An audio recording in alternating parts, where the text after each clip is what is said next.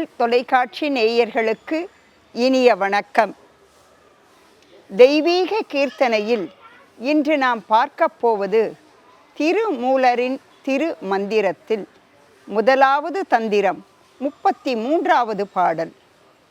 இந்த பாடலில் நாம் எப்படி வாழ வேண்டும், வாழ்வின் இரகசியங்களையும் தத்துவத்தையும் மிக அழகாக சொல்லியிருக்கிறார்.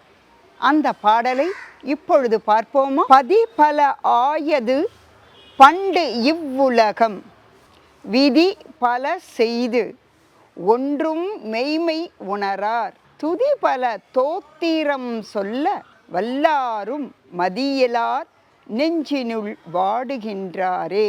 பதிபல ஆயது பண்டு இவ்வுலகம், விதி பல செய்து ஒன்றும் மெய்மை உணரார், துதி பல தோத்திரம் சொல்ல வல்லாரும் மதியிலார் நெஞ்சினுள் வாடுகின்றாரே. எத்தனை அழகான பாடல் இது! ஒவ்வொரு வரியிலும் நம் வாழ்க்கையினுடைய தத்துவத்தை சொல்றாங்க. முதல்ல சொல்லும்போது பதின்றாரு, அடுத்த வரியில சொல்லும் பொழுது விதின்றாரு, மூணாவது வரியில துதின்னு சொல்றாரு, நாலாவது வரியில் அவர் சொல்லும் பொழுது மதி இலர் அப்படின்றார். அது என்ன? பதிபலர். இந்த பதிபலரும் பண்டு இவ்வுலகம், இதில் இதுதான் மெயினாக நம்ம எடுத்துக்கணும்.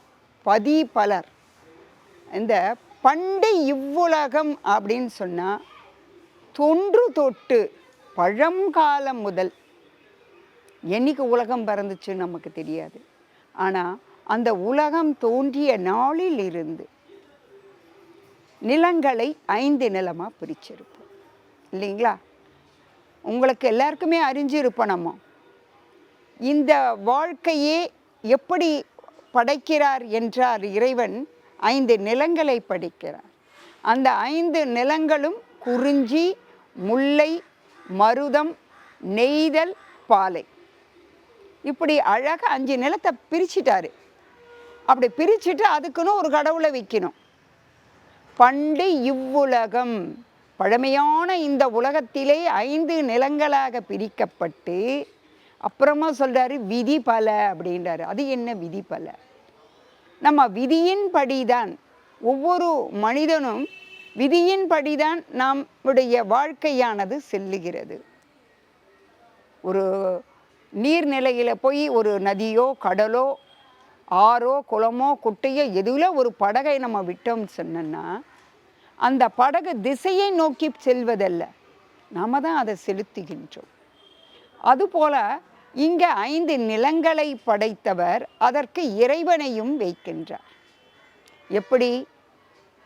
குறிஞ்சிக்குன்னா முருகக் கடவுளை வைக்கிறாரு. அப்போ அங்கே வாழக்கூடியவர்கள்லாம் குரமன் குரத்தி.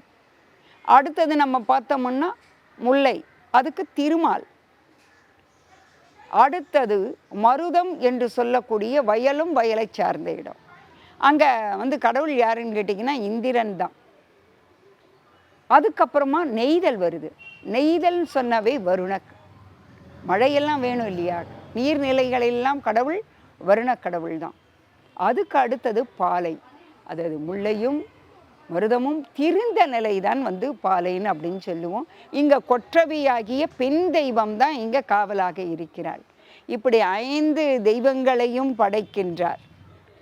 இப்படி 5 தெய்வங்களையும் படைத்து அதுக்குன்னு ஆகம விதிகள், என்னென்ன விதிப்படி நம்ம கோவிலை கட்டணும், ஆகமங்கள், அந்த கோவிலில் இருக்கின்ற தெய்வங்களுக்கு எப்படி நம்ம பூஜைகள் செய்ய வேண்டும், இப்படி என்பதை ஆகம விதியைப்படி பிரித்து மெய்மை உணரார் அப்படின்றார். இந்த தெய்வங்களையெல்லாம், பல தெய்வங்கள் இருந்தாலும் பல மதங்கள் இருக்கலாம். இந்த உலகத்திலே பார்க்குற மதங்கள் 1 2 இல்லை. பழமையான தொண்டு தொட்டு வரக்கூடிய நிலங்களை பிரித்து அங்கு வாழக்கூடிய மனிதர்களை பிரித்து அவர்கள் பலவாறு இருந்தாலும் அவர்கள் மெய்மையை உணரார். எப்படி மெய்மையை உணர வேண்டும் என்றால், தெய்வங்கள் பலவாக இருந்தாலும் யாரை மாதிரி இருக்கணும் சொன்னால், அப்போ துதிக்க வேண்டும். துதி என்பது தோத்திரம் சொல்ல வேண்டும் என்கின்றார். தோத்திரம் என்றால் மந்திரம். இந்த மந்திரத்தை எப்படி சொல்லணும்? இந்த மந்திரத்தில் வந்து சொல்கிறான், எல்லாருமே மந்திரம் சொல்கிறான். அதை சொல்லுவாங்க, எட்ட எழுதியவன் எழுத்த கெடுத்தான், பாட்டை பாடியவன் பாட்டை கெடுத்தானுமா.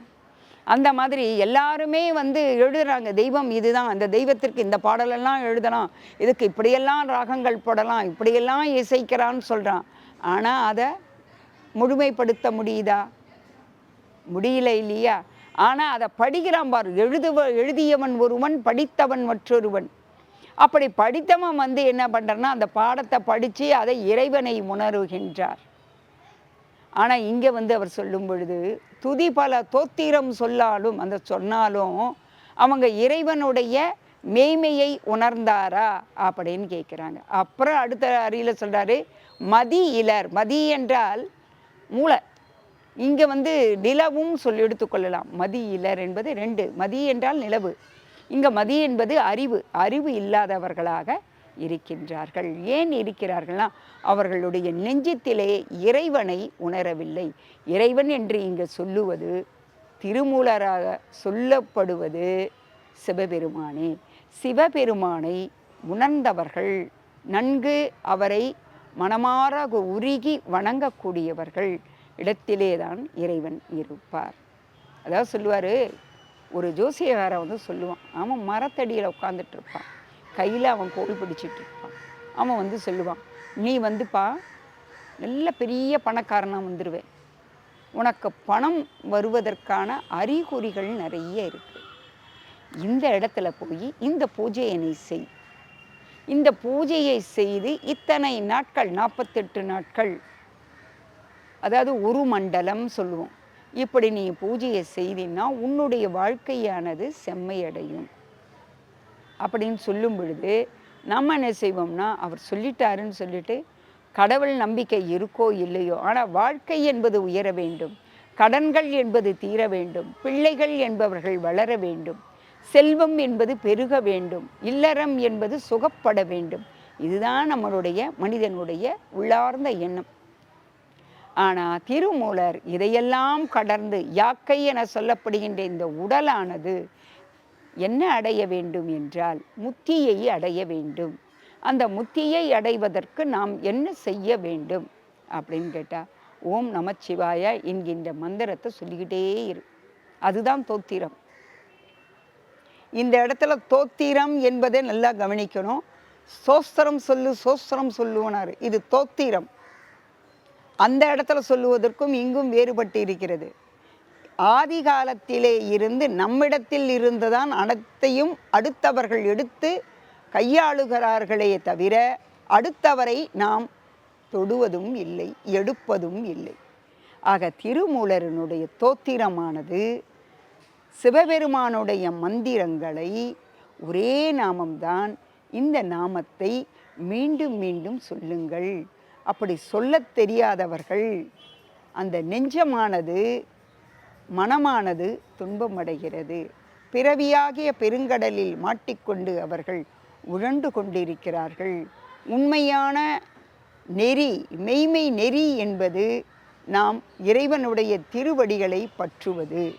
இந்த மெய்மை நெறியை அவர் சொல்லுகின்ற பொழுது பல என்று சொல்கின்றார். அடுத்த வரியிலே சொல்லுகின்ற பொழுது விதி என்று சொல்லுகின்றார், துதி என்று சொல்லுகின்றார், கடைசியில் மதி இலர். அப்படி மதியெல்லாம் புத்தி இல்லாதவனே, ஏ மனிதா நீ அறிந்து கொள், அறிந்ததை புரிந்து கொள், புரிந்ததை நடத்தி கொள். அதை நடத்தி அதன்படி நீ வாழ்ந்தால் உன்னுடைய வாழ்க்கையானது செம்மையாக இருக்கும். நீ எதை நோக்கி இலக்காக செல்கின்றாயோ அதை நீ அடைவாய் என்று அழகாக சொல்லுகின்றார் இந்த பாடலில். அந்த பாடலை நாம் பாடி பயன்பெற்று வாழ்வில் நிலையான வாழ்க்கை அமைதியை பெறுவோம் என கூறி எனக்கு வாய்ப்பளித்த இந்த நிலையத்திற்கு வணக்கம்.